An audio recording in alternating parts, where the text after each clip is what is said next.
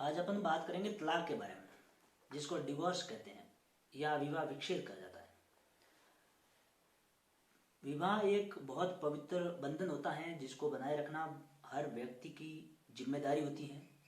और तलाक के द्वारा विवाह जो विघटन हो जाता है, यानी विवाह पूरी तरह से टूट जाता है। और हिंदू विवाह अधिनियम 1955 की धारा 13 जो विवाह के विघटन की बात करती है, यानी तलाक की बात करती है। और उसमें 3 प्रकार की तलाक की बात की गई है, जिसमें पहली बात यह है कि पति और पत्नी दोनों को अधिकार है तलाक लेने का। दूसरा, केवल पत्नी को पति के विरुद्ध तलाक लेने का अधिकार है। और तीसरा, दोनों को सहमति से तलाक लेने का अधिकार है। आज जो अपन बात करेंगे वो करेंगे पति और पत्नी दोनों को वे कौन से अधिकार है जो दोनों को बराबर उपलब्ध है।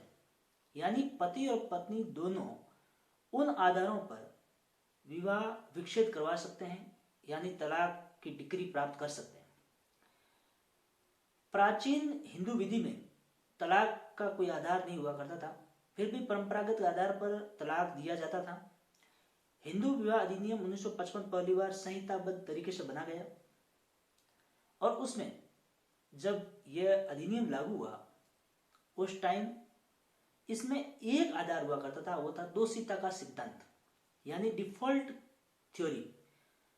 उसका मतलब ये हुआ करता था कि विवाह के दोनों पक्षकार में से कोई एक पक्षकार वैवाहिक अपराध करता था, जिसमें क्रूरता हो, व्याभिचार हो, इस प्रकार की कोई अपराध करता था, उसको दंड दिया जाता।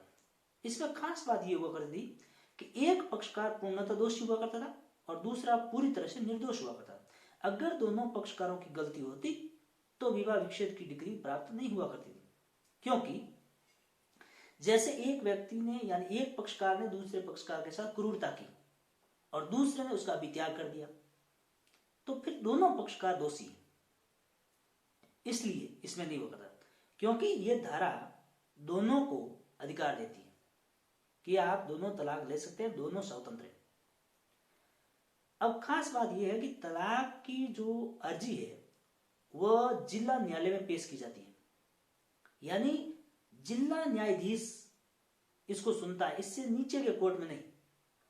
और जहां पर पारिवारिक न्यायालय है तो उन न्यायालयों में यह पेश की जाती है। एक शर्त और है, विवाह विघटन के लिए आप जो तलाक की डिग्री लेने के लिए न्यायालय में जाते हो तो विवाह विघटन की जो अर्जी है वो शादी के 1 साल तक नहीं लगा सकते, यह आपके ऊपर प्रतिबंध है। ऐसा हिंदू विवाह अधिनियम की धारा 14 में प्रावधान है। और 1955 में जो ये सिद्धांत था, उसके बाद 1966 में एक प्रावधान और जोड़ा गया, जिसको विवाह भंग के आधार पर यानी व्यवहारिक ढंग से विवाह भंग, जिसमें न्यायिक प्रत्यार्पण बदला। और फिर एक संशोधन और हुआ 1976 में, और उसमें सहमति से विवाह विच्छेद की बात कही गई। आज जो अपनी बात है वो है सेक्शन 13(1) की, जो पति और पत्नी दोनों को कई प्रकार के आधार उपलब्ध कराती है, जिन आधार में से किसी एक आधार का अगर उल्लंघन करता है विवाह का एक पक्षकार, तो दूसरा पक्षकार उस आधार पर उसके विरुद्ध विवाह विच्छेद के लिए जिला न्यायालय में अर्जी पेश कर सकता है। और न्यायालय का यहाँ ड्यूटी है, कर्तव्य है कि वह विवाह को कम से कम टूटने दे, यानी दाम्पत्य जीवन को वापस जोड़ने का भी दायित्व न्यायालय का होता है। और 13(1) में जब पति और पत्नी दोनों को तलाक देने के लिए याचिका लगा सकते हैं, तो न्यायालय को भी यह अधिकार है कि वो पहले सीधा तलाक की डिग्री पारित न करके न्यायिक पृथक्करण की डिग्री पारित करेगा। न्यायिक पृथक्करण की डिग्री पारित करना न्यायालय का विवेकाधिकार है। भले ही आपने अपनी अर्जी में विवाह विच्छेद के ग्राउंड लिखे हो, तो भी न्यायालय पहले न्यायिक पृथक्करण की डिग्री पारित करेगा, क्योंकि उसका उद्देश्य ये होता है कि न्यायिक पृथक्करण के दौरान दोनों पक्ष अलग अलग रहते हैं और विवाह नहीं टूटता है। विवाह जो संबंध है वो निलंबित हो जाता है और कुछ टाइम बाद हो सकता है उनके बीच में नजदीकियां बढ़े, तो फिर उस निलंबन को हटाकर वापस वैवाहिक जीवन में आ जाए। और जब न्यायालय को लगेगा कि काफी टाइम के बाद न्यायिक पृथक्करण की डिग्री पारित कर रखी है और इनके बीच में वैवाहिक संबंध बनते नहीं दिखाई दे रहे, तो फिर अगला कदम होगा वो होगा विवाह विच्छेद। क्योंकि हमारे हिंदू धर्म में विवाह कोई संविदा नहीं है मुस्लिम विधि की तरफ, हमारे यहाँ संस्कार है, और जब हिंदू विधि संस्कार है तो उसको तोड़ना अपराध ही नहीं बल्कि पाप भी है। और अपन जो आज बात करेंगे वो 13(1) की बात करेंगे, जो दोनों को अधिकार उपलब्ध हैं। और आज मैं आपको ये बताऊंगा कि वो कौन से आधार हैं जो पति और पत्नी दोनों को समान रूप से प्राप्त हैं, और वो दोनों में से कोई पक्षकार विवाह की विघटन की डिग्री प्राप्त कर सकता है। पहला आधार है व्यभिचार। व्यभिचार का मतलब होता है जारता या एडल्ट्री। जो मैंने पिछले एक वीडियो में बताया था कि सर्वोच्च न्यायालय ने जारता को आईपीसी की धारा 497 के अंतर्गत आपराधिक दायित्व से मुक्त किया है और सिविल दायित्व से मुक्त नहीं किया है। यानी आज भी व्यभिचार या जार क्रम जो है वह तलाक का आधार हो सकता है। पति और पत्नी दोनों में से कोई भी पक्षकार वैवाहिक पक्षकार के अलावा किसी व्यक्ति के साथ यानी दूसरे किसी अन्य मर्द के साथ शारीरिक संबंध स्वेच्छा से बनाता है, यानी अपनी इच्छा से बनाता है। खास बात इसमें यह है बलात्कार में सहमति नहीं होती है। यहाँ पर एक पक्षकार जैसे पत्नी ने अपने पति के अलावा किसी व्यक्ति के साथ शारीरिक संबंध बनाई अपनी इच्छा से, तो उसके पति को यह अधिकार है कि वो उससे तलाक ले ले, क्योंकि आईपीसी की धारा 497 जो थी वो पति के विरुद्ध थी, पत्नी के विरुद्ध नहीं थी। लेकिन यहाँ जो तलाक का आधार है वो पति और पत्नी दोनों के विरुद्ध है। ये खास बात है इस व्यभिचार की तलाक के आधार पर। और दूसरा है क्रूरता। क्रूरता का मतलब है क्रूरल्टी, जो आप सब जानते हैं। आईपीसी की धारा 498A में इसका परिभाषित किया गया है और इसका मतलब होता है मानसिक या शारीरिक रूप से किसी को प्रताड़ित करना, यानी विवाह के एक पक्षकार के द्वारा दूसरे पक्षकार झूठे लांछन लगाना, जैसे नपुंसकता कहना, अत्यधिक शराब पीना, मारपीट करना या अवैध संतान पैदा करना, ये सारे के सारे आधार है वो क्रूरता में आती है।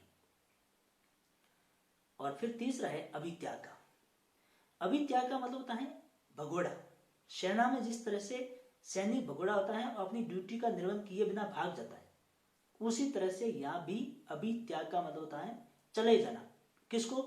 हिंदू विवाह अधिनियम के अंदर अभित्याग का मतलब वैवाहिक दायित्व निर्वहन करने से भाग जाना, यानी एक पक्षकार दूसरे पक्षकार के साथ नहीं रहना चाहता है, वो वैवाहिक जीवन नहीं बिताना चाहता है, सहवास नहीं करता है, तो उसको हम कहते हैं अभित्याग। और ऐसा अगर लगातार 2 साल तक रहता है दोनों के बीच में अलग अलग, यानी पति और पत्नी दोनों लगातार 2 साल तक अलग रहते हैं, तो फिर यह अभित्याग के आधार पर तलाक का आधार बनता है।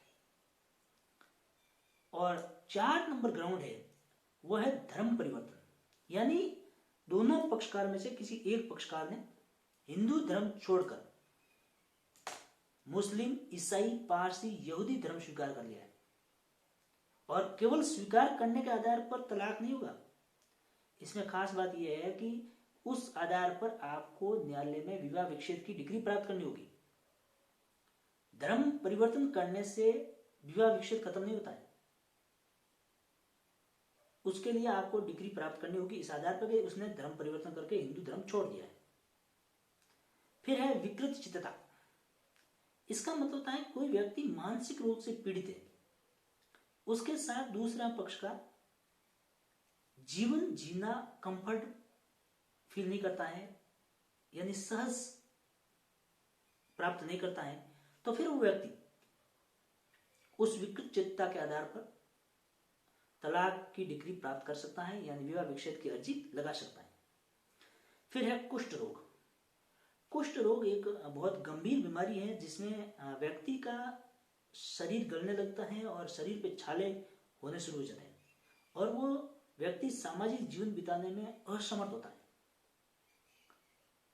तो इस आधार पर भी विवाह विच्छेद की डिग्री प्राप्त कर सकते हैं। खास बात इसमें विधि आयोग ने सरकार को एक सुझाव दिया कि जब कुष्ठ रोग का इलाज प्रारंभ हो जाए उस टाइम इस आधार को, यानी तलाक का जो आधार है कुष्ठ रोग, उसको हटा दिया जाना चाहिए। हालांकि आज वर्तमान में भी यह आधार है। और फिर आता है आपका यौन रोग यानी संचारी यौन रोग, मतलब इस तरह का रोग जो जैसे एड्स वगैरह जिसे दूसरे के साथ फैल सकता है। और एड्स से पीड़ित व्यक्ति को रोका जाए किसी दूसरे के साथ शादी करने के लिए, क्योंकि दोनों व्यक्तियों के फंडामेंटल राइट है जो मूल अधिकार भी है आर्टिकल 21 में। और अगर व्यक्ति इस आधार पर एड्स पीड़ित है तो इस आधार पर दूसरा पक्षकार उसे विवाह विच्छेद की अर्जी लगा सकता है। खास बात इसमें यह है, जो व्यक्ति एड्स से पीड़ित है या संचारी यौन रोग से पीड़ित है वो इस अर्जी लगाने का हकदार नहीं है, क्योंकि उसके अधिकारों का क्या उल्लंघन हुआ, दूसरे विवाहिक पक्षकार के उल्लंघन हुआ है। फिर है संसार का परित्याग, यानी व्यक्ति ने धार्मिक आश्रम ग्रहण कर लिया हो। संसार त्यागने का मतलब यह मरना नहीं है, यहाँ पर उसने गृहस्थी जीवन छोड़ दिया हो।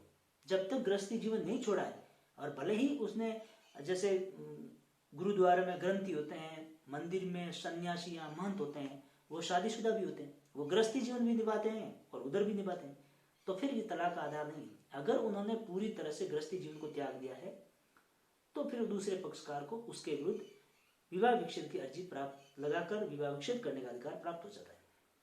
और सबसे अंतिम है वो है मृत्यु की उपधारणा, यानी उसने संसार ही त्याग दिया हो और यहां पर विवाह का एक पक्षकार 7 वर्ष या उससे अधिक टाइम तक लापता है। अगर वो जीवित होता तो कोई न कोई उसके बारे में सुनता। 7 वर्ष या उससे अधिक टाइम तक किसी ने नहीं सुना कि वो जीवित है, तो फिर इसको कहा जाता है कि वो व्यक्ति मर चुका है। और ये साबित करने का भार उस व्यक्ति पे होगा जो ये दावा करता है कि वो व्यक्ति जिंदा है, ये उसको साबित करना होगा।